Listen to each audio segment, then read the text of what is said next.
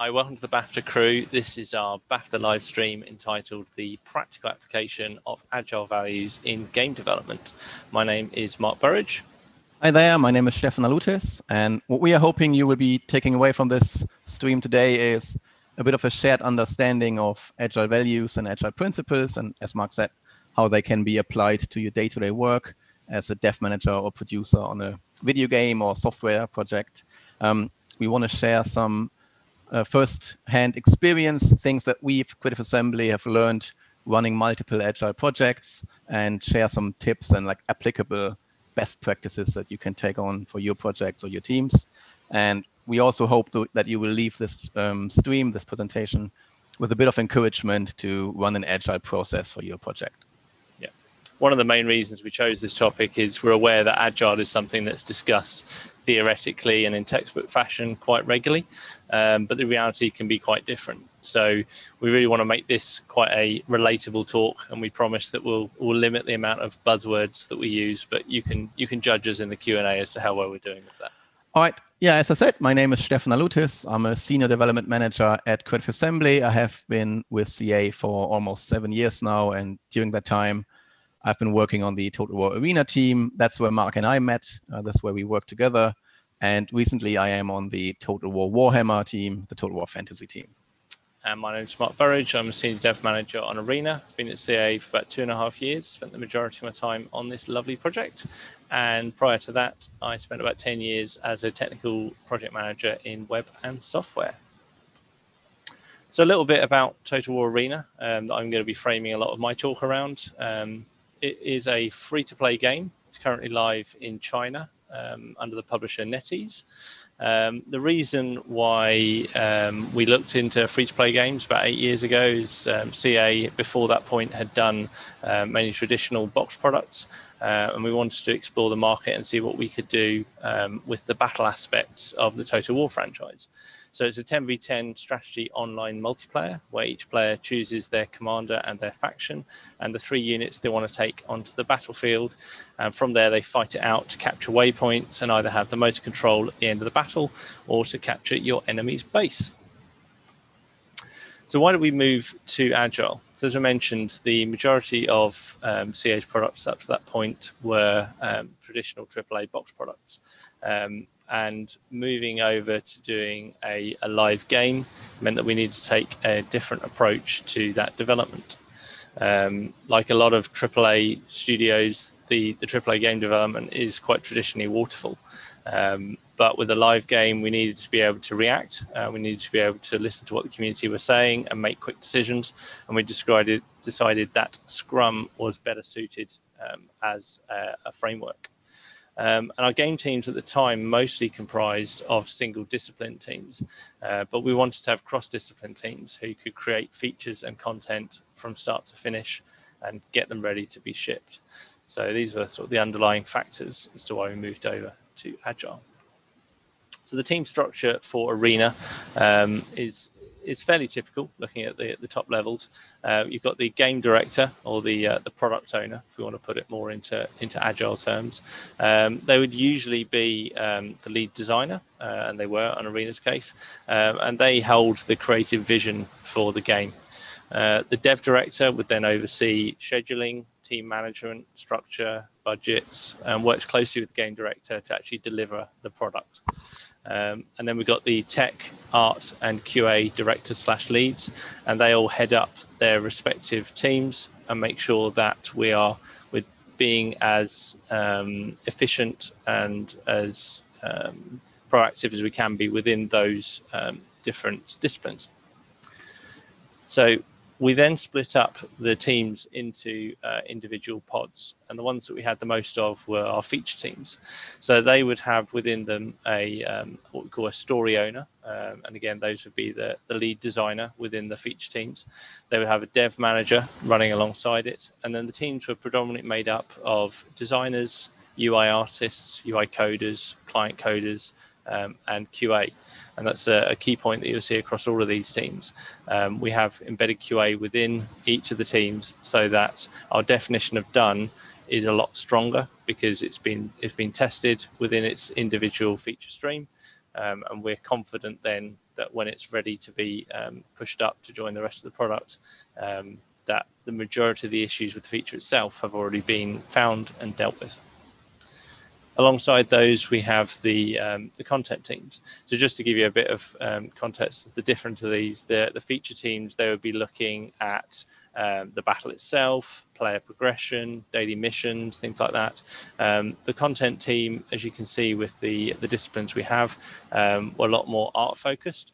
So they would be looking at commanders, at maps, at units, at front ends, things like that. So the top structure is the same, and then you've got more concept artists, character artists, environment artists, client coders to pull it all together, and then the embedded QA. Yeah, and the goal with these teams was to have all the disciplines within the team that they need to build and complete the content or the features that they were working on. So we were trying to have all the disciplines they need within the team so that they can deliver as a team everything that they have in their schedule or their backlog. So then we had the platform team. Now these were very new for CA. While we'd done some multiplayer stuff before, we were now looking at actually having server-based multiplayer. So these were very code-heavy teams. They were predominantly made up of server coders. We had a lot of QA on this, especially in the early days where we were making sure that the platform was functioning and was going to be able to scale as the number of users grew. And then working quite closely alongside those would be the live ops team. So I've coloured them slightly differently because they're not working on new scheduled development. They are the most reactive team that we have within the product. They would have a live ops manager, which is a slight splinter from normal dev management. Their role is to pull everything together, make sure that the right people are looking at problems that have come up or new things which we need to deliver quickly, and just work with each of the discipline groups. So we've got designers, server coders, and QA by default attached to those. The reason why we've got server coders is obviously any changes that needed to happen. If there were server-side changes, could be almost instant. Whereas if it was a client change, then that required us to actually push out a new patch, and that had a much bigger impact, and therefore the risk decision when you're looking into doing that would be a lot greater. So the disciplines that we have within that team by default are the most common things that we could quickly react to, but we would often borrow people from other teams to go into live ops to help if we thought it was useful. And that then more closely applied to sort of the agile principles of, although we have these set teams, they could change and they could be fluid as they needed to be. Outside of that, we also have central teams at Creative Assembly. So we've got cinematics, graphics, tools, and audio, and they have their own ways of working and their own schedules, and obviously a lot of needs coming in from all the different products. So it was key for us to work very closely with their dev managers, that if there were things coming up that we needed, we had to make sure that the sprint that we had planned for those things to come in would line up with the delivery dates when those teams could provide them. And that it wasn't always possible to do that in a short-term reactionary measure. But this was, again, another way that we had to be agile, was understanding that other teams are not being as agile as we were for very specific needs. So we're going to look at 3 key agile principles in my part of the talk, and then Stefan's going to pick up the last one in a greater level of detail. So the 3 principles that I'm going to be focusing on are: business people and developers must work together daily throughout the project. Build projects around motivated individuals, give them the environment and support they need, and trust them to get the job done. And finally, the best architectures, requirements, and designs emerge from self-organizing teams.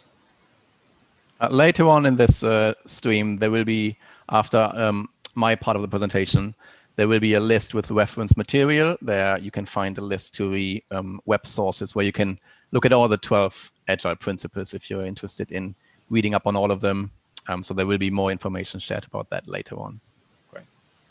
So one thing I wanted to pick up before we go further into the talk, we've titled this Agile Values, and as part of that, when we were looking at how we were going to use it on Arena, we chose Scrum as the methodology, the philosophy that we were going to use. And I just wanted to touch on the difference between Agile and Scrum.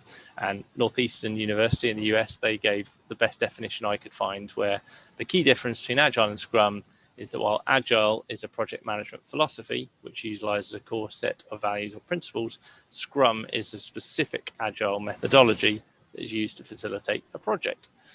And what that basically means is that Agile is a mindset, and Scrum is specifically a set of rules that you can use however you best see fit. And that's the key bit for us, best see fit, because none of these things out of the box, or very rarely, are going to give you the answer to everything. And these should just be some things that you think about as along with a multitude of other things, and work out what best fits for your team. Yeah, that's a good point. You don't have to do Scrum to be Agile. Yep. So it's not the same. Yep. Cool. So let's go on to the first one. So I've numbered these as they are numbered in the Agile principles. So this first one is number 4, which is business people and developers must work together daily throughout the project. So on Arena, as you could see in previous slides, we had 4 different types of teams, but we actually had multiple ones of each team. I think on Arena at one point we had 8 or 9 different units. So they were all obviously running multiple different sprints, but across a single time frame to produce one release. The way that we worked on Arena was that we ran 2-week sprints, and at the end of the 2 weeks, we would be development complete for that particular feature or bit of content. And for the following 2 weeks, we would have a release sprint, which was generally run by the live ops team, and they would do everything that was needed to prep for the release, including the release candidate testing. So that's taking that final build and proving that it's good to be put out as a patch. And at the end of that 2 weeks, it would be released. But meanwhile, during that second sprint, the dev team had started their next sprint. So you're constantly having overlapping. So what it meant was that we were releasing patches every 2 weeks across the majority of 2018 when the game was live in the West. Now that we're in China, we've taken a slightly different approach, but we're still sticking with the 2-week sprints. We're just releasing every month in order to build up a bit of momentum from a marketing perspective, and also just to give the team a bit more time to react to things as they're coming in. What was really key here in both methodologies is that although you have different teams working on different focuses, they're all running at the same time. And what it means is at the end of each sprint, you all have stopped at the same time. You all are able to look around and see what is going on with the product and be able to make decisions as one large collective group. If you have different teams running different sprint lengths, different start and stop dates, you never start and stop at the same time. And it is really key that although you have these units who are able to be self-sufficient, they still need to operate within the collective as a whole. And it's really important to deal with people who could be completely outside of that sprint structure as well. People from marketing, people from brand, who need to have an input in what's going on. You need to give them those regular opportunities to have that say. One of the meetings which isn't necessarily a traditional Scrum one is called the Scrum of Scrums. So obviously every team will have a daily Scrum at the start of the day where they will present what it is that they're working on. But what we found was really important was that around about lunchtime, we would have Scrum of Scrums where the leads from each of those Scrum teams would come together and they would just give a high-level view of the overall progress. And then we could see it all together in one place. And that would be the place where you would also have people who would otherwise not normally go to those daily scrums to be able to get their sense of how the project is going. They would be able to see that overall progress towards the patch. Because one thing that we found, while it is very important for business people and developers to work together daily, you don't necessarily need it to be the whole Scrum team. that works with people outside of the team. If you just have a representative, you can still then maintain a bit of security and privacy within the team, which, as much as Scrum and Agile pushes for transparency, you still need to make teams feel like they can have conversations without everybody listening. And by giving that connection point in the Scrum of Scrums, everybody's happy. And again, another way that we made sure that communication was very key was having physical and digital versions of our boards. So we use Jira, Creative Assembly, for our sprints, and also Kanban when necessary. But for our sprint boards, those would be used by the individual teams. So they would normally have their swim lanes being the tasks, and then subtasks within those that the individuals would take and move across. But for the Scrum of Scrums, we went with a physical version of the board.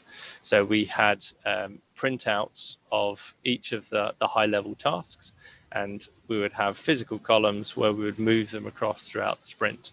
And by having that permanent, almost structure that just showed people in the middle of everything that was going on, here's the progress of our project, it meant that anybody could come look at it at any given time. They didn't need to go and bother somebody to go, what's the Jira link for that board? They didn't need to say, what's going on with this particular story? They could just see, we had clearly defined columns. Even if it was in a blocked state, we would often put like a post-it on it to go, oh yeah, this is awaiting audio input, or this needs brand decision. And it meant that only the exceptions for things that weren't clear on the board were the things that people would talk about. And again, it brings confidence in everybody that's involved in it, that they have one place where they can go and see what's going on. And I think we can summarize this whole point by regular communication. And it sounds really, really obvious, but when you are moving that fast, it's very easy to just assume that everyone knows what's going on, and that you've spoken to the right people. But as soon as you leave out one particular discipline or one particular group, that's where it starts to create a domino effect of the longer you go on with assuming that that person knows, the bigger impact that it's going to have on a potential decision. So the more that you have these regular check-ins, and the more that you have things that people can just go find out for themselves, the better your project is going to go. The next point I want to cover off is number 5 on the list, which is give them the environment and support they need and trust them to get the job done. So as a development manager, as a Scrum Master, as a project manager, whatever your title may be, it's really key that you figure out for your individual teams what works and what doesn't. And using Jira fields is one way that I found was a way that I could get the information I needed regularly without being a burden upon the team, because your job, your deliverable is a functioning team. Their job and their deliverable is the product itself. As much as we as dev managers like to think that we have a tangible involvement in the games that we're making, our job is as facilitators fundamentally. And Jira fields, most people have hundreds and hundreds of them in there. And it's really important that you spend the time trying to figure out which ones are giving you the information that you need regularly, and that they're structured in the right way. And that can come down to really nitty gritty things of, is it a free text field or is it a drop down with your most regularly chosen options? And also adapt it to each individual team. So you'll get some teams that those fields will be useful for, and some that they won't, and the same for you. And I think the more that you can show you've done your due diligence in only displaying and requiring the entry for fields that you actually need, the more those fields are actually going to get used by the team. And if you can't justify it, then it shouldn't be there. Now, when we've got a live game going, there's going to be a lot of noise, and there's going to be a lot of things going on from external teams, from your senior management, from brand and marketing, from community, even just from other teams within the game itself. And it's really important that you filter that information as to what goes into your team's heads. I'm a firm believer that the team can handle most things that you throw at them. You don't need to hide things, but filter is the key word here. You need to work out how you are going to communicate, how you are going to explain something, how you're going to make sure that they feel clued in with everything that is going on, but without burdening them with some of the ways that things are getting communicated, especially if the game is struggling, especially if there are some contentious things going on. Everyone always thinks they want to know everything, but the reality is that there are some things that could wait till the end of the sprint. There are some things that can be explained in a different way to how it's been explained to you. And I think the team will respect that once they see that, maybe you held back on some things until a later date, maybe you said it to them in a different way. No one likes to feel like they're being treated like a child by any means, but people do recognize that there are different ways of communicating at different times. And I think that's a really key role for making sure that the team is healthy.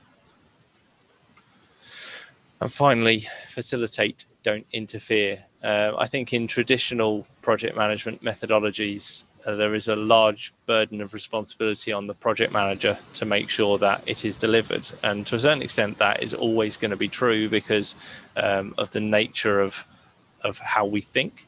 And that's really important because as long as we're focusing on that and we're thinking that, it does free up the team to be creative and focus on the game itself.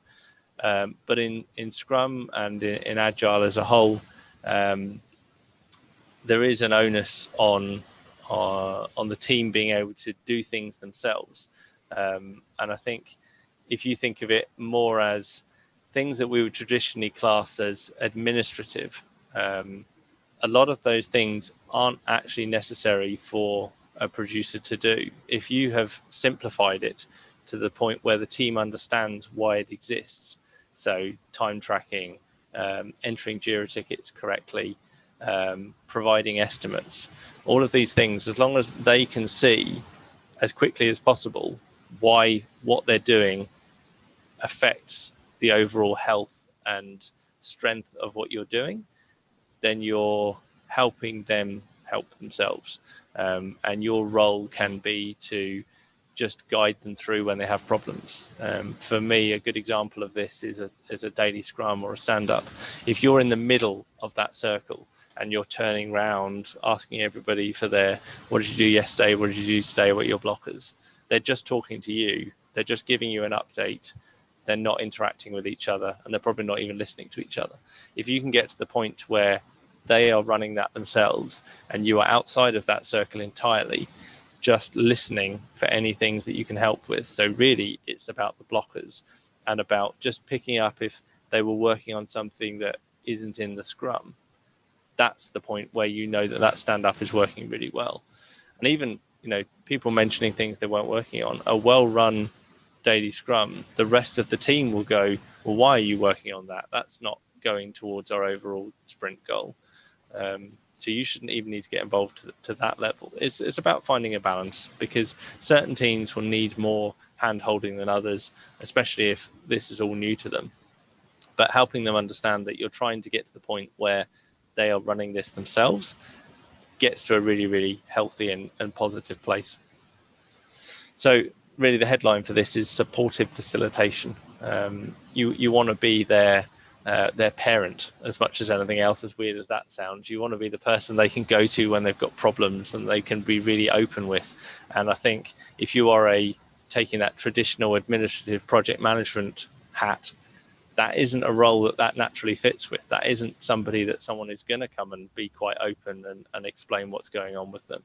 And if you can get to that point, then you've got a really good trust system going on, and you're really going to be able to report realistically as to how the team are doing rather than just statistically. So the final point that I want to cover off is the best architectures, requirements and designs emerge from self-organizing teams. So this one leads quite nicely on from the previous point.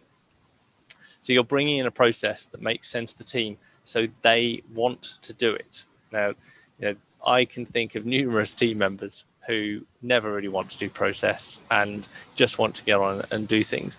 But fundamentally, everybody has a way of working in their own head, as much as they wouldn't want to call that a process. And you should be organizing your teams wherever possible so that you have people who have those similar mindsets together.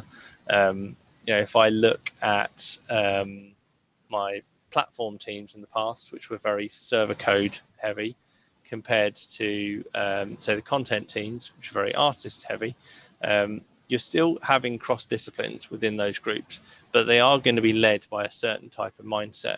And that means that you're getting an overall push in a certain direction, and you wouldn't be able to replicate that push on a different team because it just wouldn't work.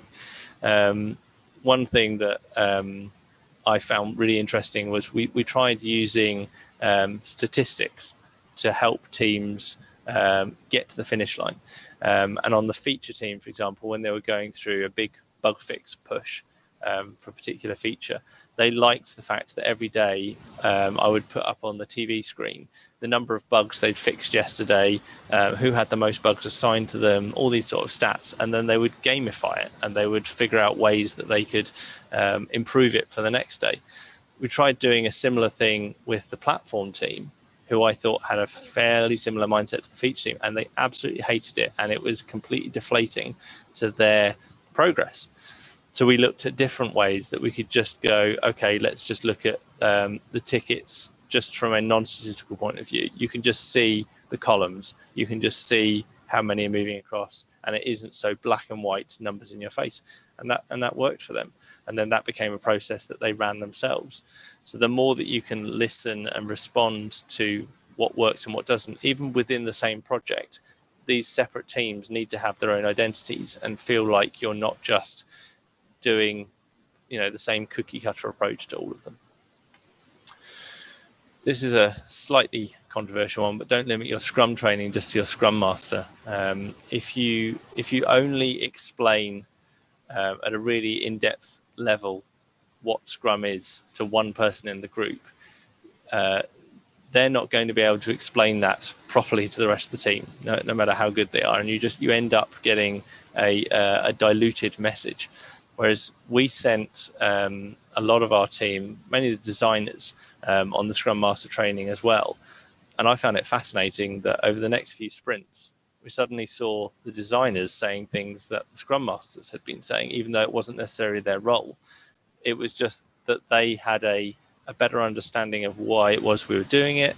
And also it then means that more of the team members can look at Scrum as a whole and go, oh, that's interesting. You're supposed to do it this way, but we do it this way. Maybe there's a middle ground. Whereas if they only know the way that we do it and they don't like it, they don't really understand that it may be that we're not doing it properly. And I think the same goes for a lot of the roles in Scrum. If you look at things like product owner, for example, that can apply for almost anybody on the team. And understanding what it means to be the sole person responsible for the vision of a particular part, even if not the whole product, again, you start to understand why people work the way that they do. And finally, don't be limited by your predetermined roles. Facilitate, don't lead. So kind of as I said about the designers going on that Scrum Master training, it could be that one of your designers ends up becoming the Scrum Master. It's more common than I think people are aware of, because a designer obviously is one of the first people usually to pick up a particular feature or piece of content, and they can end up being a cheerleader for that role all the way through it. And I think if people don't get too hung up about timeframes as well, because you can change your teams at the end of every sprint. You can adjust your practices and how you do things as many times as you and most importantly your team are comfortable with. And I think if you explain to them that if this doesn't work, we'll just change it in 2 weeks, immediately the pressure is off then of these things that you're changing. But just make sure that the team feel like you're there to help them find in themselves the best way of working as a group, rather than just being someone who's reporting upwards how things are going, that they feel like you're a trainer of this particular process. So I think the headlines of this is trust and delegation. Don't assume that you are the best person to do everything from a process point of view, because I think people in teams can surprise you. Thank you very much. I'm going to hand over to Stefan now to pick up his side of looking more in depth at one principle in particular. All right. Thanks a lot, Mark. Now coming to my part of this presentation, which will be taking a bit more a detailed look into how to apply a very specific principle to your day-to-day work. I call this section Inspect and Adapt, because what I want to share with you is a best practice guide to run efficient retrospectives. And what I hope you all will take away from this is a bit of a shared understanding, having a shared understanding of different ways in which teams can look at their work, review their collaboration, and learn from that. Share with you some practical tips, things that we've learned at CA, things that we've found out work well for us, and that are hopefully applicable to you and your teams. So something that you can take away from this and apply to your project straight away. And then also I want to share some encouragement with you to do retrospectives and do them often and regularly, so that ultimately you can help your teams to become better at making video games. So we've spoken about Agile in the beginning of this stream, and the Agile Manifesto with its 4 core values you can see here on screen. And retrospectives really reinforce particularly 2 of those Agile values, and that is the first and the fourth. So individuals and interactions over processes and tools, and responding to change over following a plan.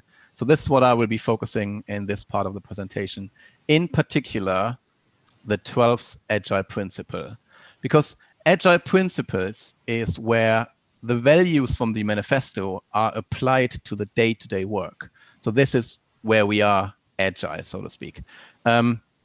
Because in the section that Mark covered, we learned a lot about how to set up your team structure, how to organize your work, how to work with a team. And that shows us a way in how the team can be agile in what they develop. So you are agile in maybe pivoting to a different feature after you completed a sprint, you changed your backlog because something has changed, and you develop something else in the next sprint than what you maybe had planned 2 weeks ago. And in my section, I want to have a look at us being agile in how we develop video games, because both of these are part of being agile and running an agile team. As I said previously, at the end of this talk, there will be an appendix with some links to web sources where you can look at all the 12 agile principles if you want to. So the 12th agile principle actually says that at regular intervals, the team reflects on how to become more effective, then tunes and adjusts its behavior accordingly. So sounds pretty easy, right? Sounds pretty straightforward. However, looking back at things that went wrong, it's not easy, and it's not easy for any team really. And that's for a variety of reasons. So if you try to do retrospectives, and then if you try to look at how your team is working together and maybe what went wrong, you will be met with various challenges. So for example, one of them might be that the team is under pressure. So the team you're working with, they might have had maybe a bad or not so successful sprint. Maybe they missed their sprint goal. They're feeling the tight deadline coming up. So the team might be under pressure. So if you want to then do a retrospective where you talk about things that didn't go very well, you might be met with a lot of emotions, mainly negative emotions. Or you're working with a team that is new, like it's a young, a fresh team, or it's a team that's new to working in an agile framework. So you might be met with a lack of conversation to begin with. Maybe the team is not really used to discussing their collaboration. Maybe it's not really used to how they work together as a group, and they don't have a way yet of voicing constructive criticism with each other. So you might be met with a lack of conversation altogether when you try to run a retrospective. Or your team has had a negative experience with development reviews before.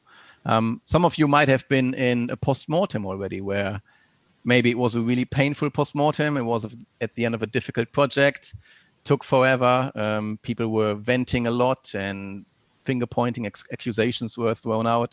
So you might have, or the team might have had negative experience with such a postmortem. Maybe they moved off the project or moved off the team when the next project came around. So they never saw an implementation of all the things they brought up. So you might be met with a general reluctance towards the process altogether. Now, going forward and talking more about retrospectives and why they are so powerful and so successful, I want to give you a bit of an overview of different types of ways in which teams look back at how they work together, because I think some of those differences between those are really key to making retrospectives so successful. If you are working in a Scrum framework, you might recognize some of these as they are classical Scrum events, but and even if you're not working in a Scrum framework, everything we're talking about today in terms of retrospectives can still be applied. So the postmortem, as I said, usually happens once per project, usually at the end of the project, and it covers all aspects of development. So that's why it often takes quite a while. It involves everyone. But the outcome is a list of actionable improvements, of things you want to make better or the team wants to make better for the next project. Then, as I said, within a Scrum framework, for example, you would have a sprint review where at the end of the sprint, so happening each sprint, the team and the product owner, they would look at the product increment the team has built, but they will also look at the backlog, the market situation, and adjust the backlog accordingly. So the adaptation coming out of the sprint review is potentially a change to the backlog. So as I said before, this is where your team is agile in what they develop, because at that point, you might change the priority for the next sprint, and an entirely different feature might be worked on than maybe what you had planned 2 weeks ago. So adaptation here is potentially a change to the backlog. And then the sprint retrospective as well, again, happens at the end of each sprint. And the team is really inspecting how they as a group, how they as a unit collaborate with each other. And they do so for the time of the last sprint. And the outcome, again, is a list of actionable improvements. So you will notice that the postmortem and the retrospective, the sprint retrospective, they have a similar result, a similar outcome, and a list of items you want to improve, you want to action upon. But there are two key differences between a retrospective and a postmortem that I want to highlight, because I think these key differences are what make retrospectives so successful. The first is the focus, that in a retrospective, the team should really focus on two things: A, themselves as a group, and the last sprint. So you're focusing on a quite short time frame, and you're focusing, or the team should be focusing on themselves as a group, as a unit that works together, and really think about what are the things that we as a group can make a difference on, what can we improve, how can we be more effective, how can we make our lives easier. So they are really focusing on themselves. And then obviously another big difference, and a key difference really, is the timing, that the retrospective happens at regular intervals throughout development. So as I said, the postmortem often happens at the end of the project. So let's say you have a 2-year project, you're doing one postmortem at the end when everything is over, and you try to, or you hope to improve for the next project. But if you do, let's say you have a 2-year project and you do a sprint retrospective every 2 weeks, that is 52 instances in which the team can talk about things, maybe find things to improve upon, and then you can implement those things while the development is still ongoing, while the project is still in progress. So focus and timing are the key differences here that make retrospectives so successful. And Gary, the development director that Mark and I work with on Arena, he had a really nice way of putting it. He once told me that regular retrospectives are the antidote to really painful postmortems, and that really stuck with me, because I think it's putting it in a really nice way. So yeah, I always remember that. So then going on, how do you actually run a retrospective? And this is a few things that I want to share with you, things that we have learned at CA. That's from me speaking to other dev managers at Creative Assembly who do regular sprint retrospectives. So it's really presenting you some real world examples, things that worked for us and that we found make your retrospectives more effective and efficient. So covering the basics first, when should you do your sprint retrospective? If you are working in a Scrum framework, you would usually do it between the sprint review and before the sprint planning. If you're not working in a Scrum framework, you would usually do your sprint retrospectives before the next sprint start or before the next milestone start. So usually after you finished a certain amount of time or like a work cycle on your project, before you then start the next one, start planning the next one, you would do a sprint retrospective. Timing-wise, a good rule of thumb is 30 minutes per week of sprint. And I would recommend making it time-boxed. So that means if the time is over, you do stop the event, just to not have it drag on for too long and not have it drag on forever. I think it is important to include the whole team. And what I mean by that is that even if they are for a certain sprint, for example, there are people from outside the team helping you or being a part of your work. So that could be people from brand or from marketing. Involve them into the sprint retrospective as well, because they might bring their very own perspective on things. They might have their very own things that they that they can contribute to the team and how they work together. So get all the opinions in there. Get all the people who are part of the team. The only thing I would say in that is make sure that they are people that the team trust. They should have been actively involved in the sprint itself. Sometimes if you get people who are kind of outside of that group entirely, they can bring things into the retrospective which are not necessarily that helpful in that particular environment, however valid the actual point may be. So if you're bringing somebody in from outside of the team, make sure you've basically got the permission of the team before you do it. Yeah, that's a really good point, actually. And that also leads exactly to my next point, which is book a meeting room. And what I mean, sounds really obvious, right? But what I mean by book a meeting room is that you do want to do the retrospective in an environment where the team has some privacy and where they feel they can sit together as a group and talk about all the things that maybe didn't go very well. So they should be amongst themselves. And this is exactly what Mark says. So if you bring in people from outside the team who have been contributing, make sure it is something the team is very comfortable with. Yeah, thanks a lot, Mark. That's a really good point. So then before you actually conduct the retrospective, I think it is important to set it up in the right way. And for you as the dev manager or scrum master, that is to a certain extent your responsibility. And I think you should explain the purpose of the retrospective to the team, particularly if it is a team that is new to this whole process and who haven't done this before. And make sure they understand that the goal of this retrospective is to drive positive change. As I said before, they might have been in really painful postmortems that they perceive as a real negative experience, but you want to make sure they understand that these retrospectives are a positive thing, something constructive, something that's looking forward to make a positive change. So this is the mindset you want to make sure people have when they go into these. So, and as you do that, explain to them the process, make sure they understand what's asked of them, what they are supposed to be doing in these, so that they just have an idea of how the retrospective is being done. And then you do have to set the frame, and you have to set the frame in different ways. And I think, again, this is really important that you set the time frame. Obviously, we said it's time boxed, but you also set the time frame in terms of, let's make sure we or the team focuses on the last sprint. So let's focus on a quite focused time window or development cycle that we're looking at. And you really want to make sure the team is focused on itself. I think this is a really important. So you will hear me say this a lot today, because I think this really is probably the key point in this whole presentation, that the team should be focused on themselves. When I talk a bit about the method we use later, sometimes people bring up issues that maybe are not within the powers of the team to resolve, that are bigger issues, bigger problems, and that is valid. You can take them on and maybe put them on the side, escalate them through a different channel. But for the retrospective itself, these issues might not necessarily be relevant. So I come to this again in a minute. I think it's probably also worth mentioning that this ceremony, more so than any other, requires a really high level of trust within the team. Yeah. And that won't come straight away.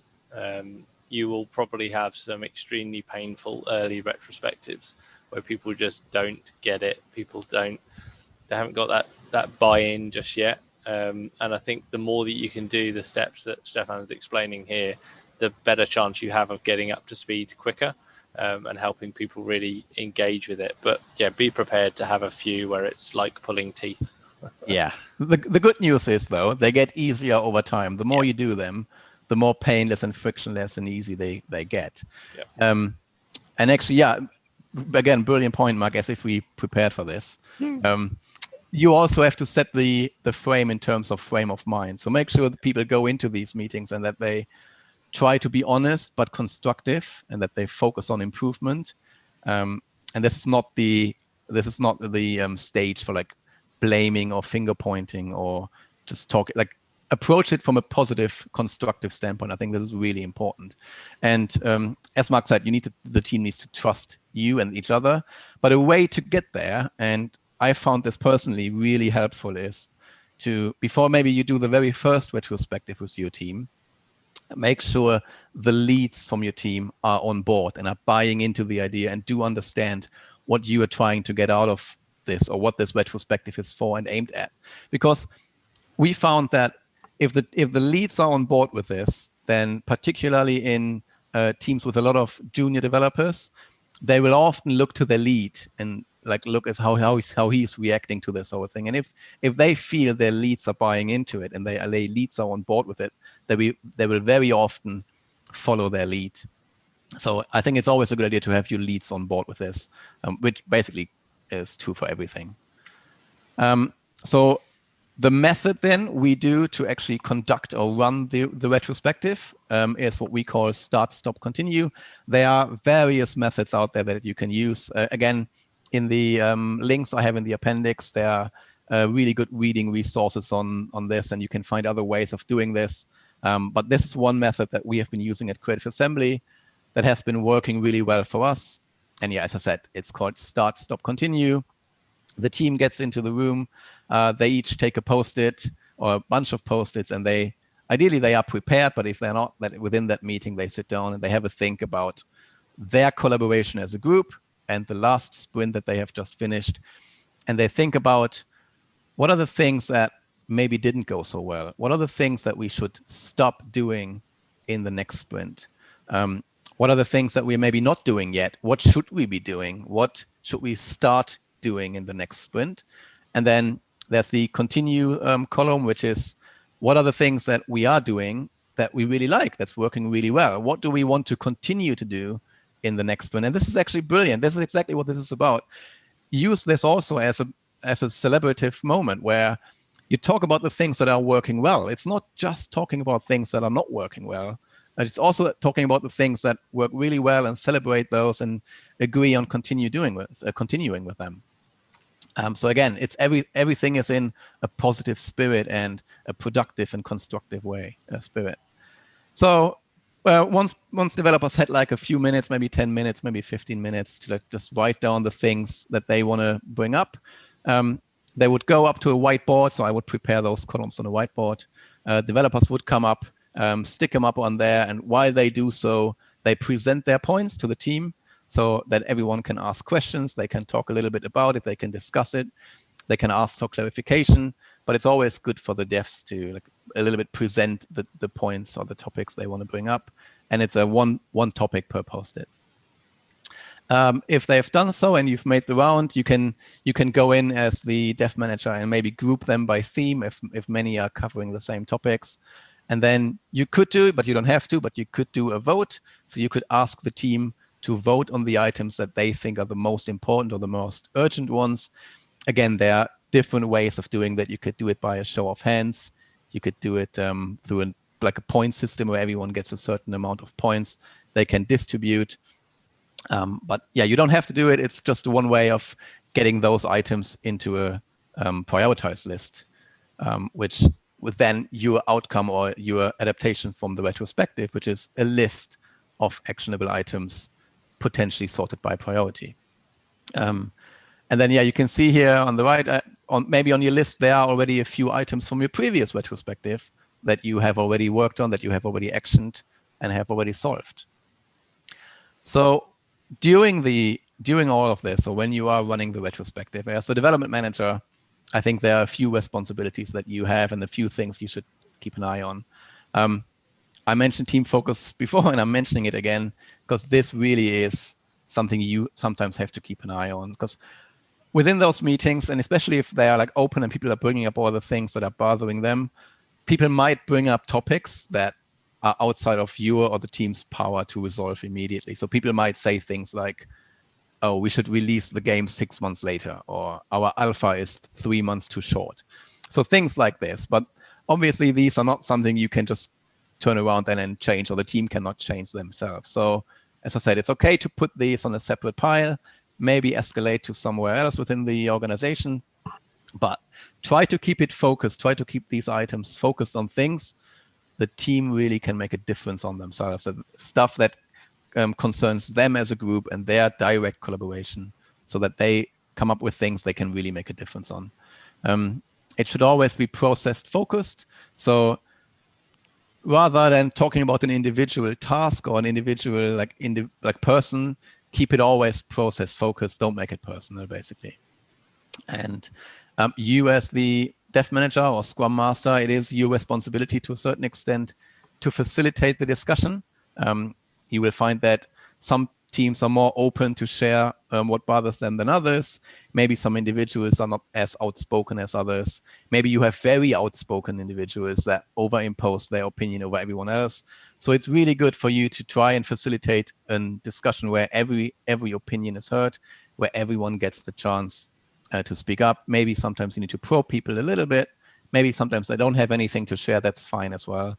But yeah, just be there and facilitate the discussion, facilitate the meeting, and make sure everyone gets the chance to bring up. And one thing, like you mentioned earlier, Steph, about people coming pre-prepared with things, that's a good opportunity as a facilitator. If there are people that you know probably do have an opinion, you can approach them before a retrospective and say, hey, I think you might have something to say in this retro based on some things that have come up in the sprint. Why don't you think about it now and get those post-its written down? Also think about, they may not like presenting the post-its during the meeting. So you could do it for them. Their lead could do it for them. You want to figure out whatever way you can to help everybody have a voice within the room, because in any team, you will end up with 2 or 3 people who will say the most things. And sometimes that's okay, because if they're people that generally carry the mood for the team, the right things are going to get put across. But you want to make sure that everybody does have an opportunity, even if it's not in the traditional way that you that everybody else might currently be doing. Yeah, and you also have to moderate those meetings to a certain extent, because as I said, it should be positive, it should be solution oriented. And if someone is overly negative, if someone starts to be not very productive or constructive, or if it starts to turn into a personal accusation, you have to step in as the moderator of these meetings, because that's not what this is about. So this is about being process focused and being positive and constructive. And then, of course, adjust the method. I mean, and this goes back to what Mark said in his part of this talk. Adjust the method to what works for your team. If something from this doesn't work for whatever reason, change it. There's no one forces you to do something that the team doesn't feel is working for them. So adjust the method. When you do one, you do a retrospective, you do the next retrospective. In that retrospective, think about how the last retrospective went. So do a retrospective on the retrospective. So whatever works for your team, great. Whatever doesn't work, change it, adjust it. That's what being agile is all about. So then out of this, as I said, you should have a list of actionable items, and particularly actionable items the team can really make a difference upon, because they have been focusing on them as a group and they're like a specific time frame. And then what we found is really important with those items is to keep a record. We use Confluence for that, but it could be basically anything. But it's good to keep them on record. It's good to agree owners and due dates, so that everyone is aware of who is the owner of an issue, who is supposed to be acting on it, and give it a due date. That could be the date of the next retrospective. That could be the end of the next sprint. But it's just good practice to have an owner, an agreed owner and due date. And then, of course, put them into action, because fundamentally, this is what makes and breaks the success of your retrospectives. Like, you need to action those items that you come up with, and you need to put them into action and change it, start that change. You need to be the agent for this change, and then report on the progress. And this, I think, is another really important one, actually, that if you report on the progress, that's a great way of starting a retrospective. You look at the list from maybe 2 weeks ago, and maybe there are 1 or 2 items on that list that you actually have actioned, that you acted upon, and the team will realize, oh wow, what we're doing here, it's actually leading to tangible change. So there's something happening. Like, I bring something to the table, I make a statement, and it is taken serious, and like, it is actioned upon. So I think this is really important. And again, starting with the progress and showing progress at the beginning of a retrospective just starts off the meeting in a positive way. It's celebrating a win again, and it shows people that there is change coming out of this. Because so I want to highlight team focus once again, because I think if there's one thing you should be taking away from this, and when you do your own retrospectives, is that team focus, I believe, is the key. Because and I say that again, if you really focus, or the team is focusing on themselves and the specific time period, they will come up with a list of changes and items to improve upon that are actually within their power to change. So they will produce a list of actionable items that you and them together can make a change on, and that will lead to actual improvements in their day-to-day work. They will be potentially more efficient. Maybe their life will just be a little bit easier. So in any way, they will feel some improvements coming out of this. And if that is the case, the team gains a tremendous amount of trust.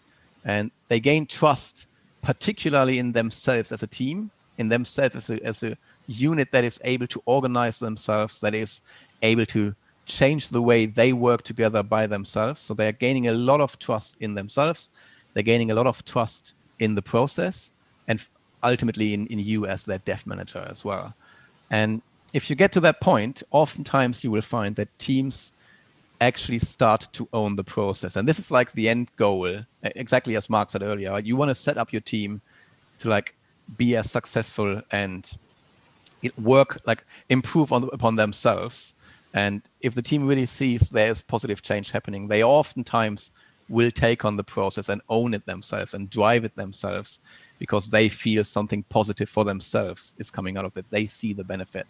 So if you get to this point, you are really setting up your team for continuous improvement.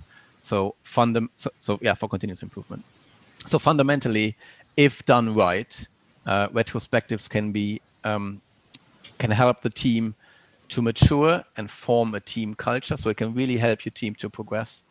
It can be a great motivational factor. It can make each sprint a bit more effective than the last one. So this is really what you're looking at, continuous improvement. And fundamentally, it will help your team to become better at making video games. I think just one thing I wanted to touch on with the list of items that come out of a retrospective, particularly if you have like a very busy one, you can often end up with 2 or 3 good points that could be actionable, but you only want to take one of those forward to the next sprint. And it can be quite easy as the dev manager or the scrum master to want to put that straight back up on the board for the next retrospective. But what I find a better approach is, as Steph was saying, make sure that that list of what happened in the retrospective is very accessible for the team. And if there is something on that list that didn't quite get voted high enough that is still important, they will bring it up themselves as a point again and encourage them to do that. Don't start treading on toes by putting things up, because it could be that the thing that you did during that next sprint actually fixed 2 or 3 points and you just didn't realize it, and it's now pushed it down their list. Because exactly as Steph says, by making this team focused, they should be thinking about these things themselves, and it shouldn't be you going, but you want to improve this, don't you? You want to change this. Like, no, that's what the team need to determine. However much you might want to push something, that's not the forum for it. Yeah, absolutely.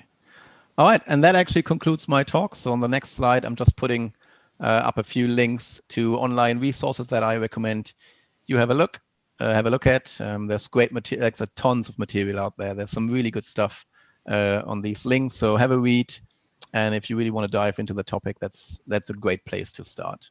Yeah. But have a think about how you want to use these things. Don't feel like that these are that's a good inclusive lists that you can just pull from and everything will be fine. Yeah, that's I mean, that's a great point. Like everything you find on these sites is like an example or a recommendation, right? You don't have to do it like this. You can just pick and choose whatever works for you and your team. That's what's right. So yeah, there's no one silver bullet. It's whatever works for your team is right. All right, that's it. Great. Thanks very much for joining, everybody. We'll be in the Q&A if you've got any questions. Otherwise, see you all soon. All right, see you later.